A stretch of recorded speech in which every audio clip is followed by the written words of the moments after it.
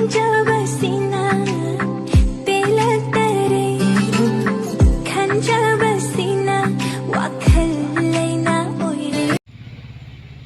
ma'am, mayam bu amuka hana igi channel ta nokchari ngasi video ama puduna lakle mayam mi mafamda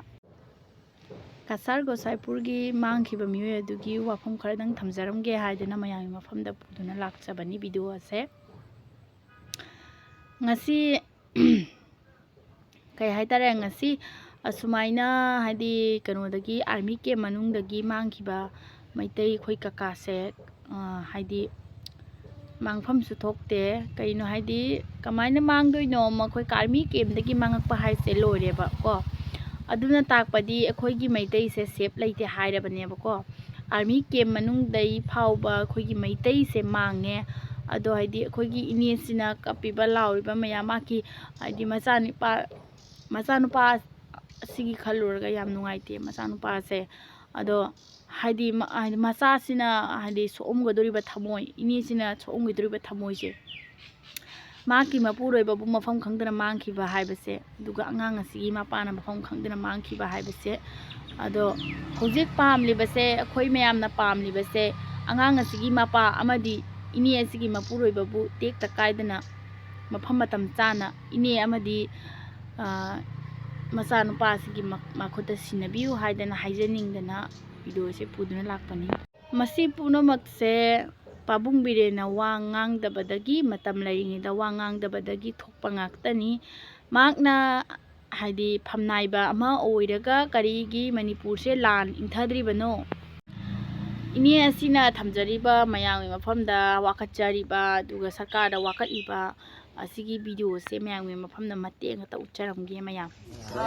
akhoi iche sigi bai kamal babu habu asumna nimit mari ni chupna suraba phawba da ngasi phawba da linglang lalang ni namata puthokpa ngamda bai se assam government amadi manipur government ni mathak akhoi sathina nungaite kai nai de assam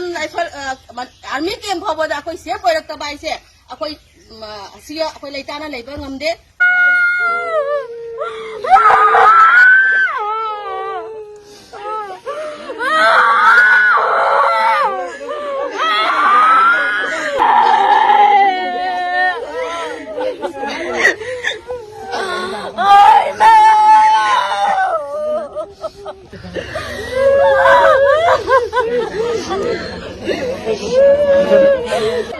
ngasi aigi sanupigi kamal babu mangki basi matai mangki basi ai thamoi sokna nungaite ngasi numi madini sujale aduna manipur sarkar da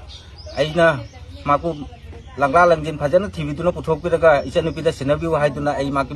manipur sarkar phomda hanana nonjari idi isanupigi magi matou magi machanpa se ubadai tarphom jabam khangde aduna isamaksu ai gyan tade ai hujik kari haigodoba manipur sarkarna jari makai atuba matamda puthokpina bai ningsingjari kasu mara lejadraba haidi micham raja se karigi su chawhan biribano karigi haidi micham raja habse akhoi maitai se karigi su chawhan biribano ba makhoi bu tangjafam piru bagira ba ngasi awaba nangiba mayam se aina haning bai bu setani ado haidi asumaina haidi mafam marang khangdana mangki bai bu se haidi kuki gi machinjang amadi kuki gi sanapot oina leireba maitai se huji kuki sinjina huran na nupi angang de attack toba khara mathanda chatpada attack toba khara moise leireba lumlum na moise hadi moise lumlum na moise tawreba ko mamang nadi ngamagadi akhoi gi maitai nupa aidi khoi gi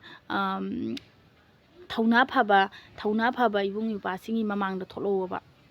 ko mokhoi mamang da changdam na ba moi asen kano tawba taradi moi haidi nupa amani habedi kuki nupa amni haidi jamna power paradi ibung yupa hi mamang da tholaga lan se tawba adudi ngamde harga aduga mathun da lummaga nupi angang da target tawba aduga mapangan sonjaraba nupi angang da target tawba asiguma se tawna leire aduga mathanda chatpa haidi ahal loireba khangde ahal loiribi khangde makhoi gumbagi kanoda matom ta chatpa tu sonna ba mi da moina target tawna leireba ko haidi ot kadagi nei kadagi moi leireba ko haidi masi puna makse haidi pabung birina thon bangak tane ba ko ꯃꯥꯅ ꯃꯇꯝ ꯂꯩꯔꯤꯉꯩꯗ ꯋꯥ ꯉꯥꯡꯗꯕꯗꯒꯤ ꯊꯣꯛꯍꯟꯕ ꯉꯥꯛꯇꯅꯤ ꯃꯌꯥꯝ ꯑꯁꯤꯅꯤ ꯍꯥꯏꯅꯤꯡꯕ ꯍꯥꯏꯕꯨ ꯃꯌꯥꯝ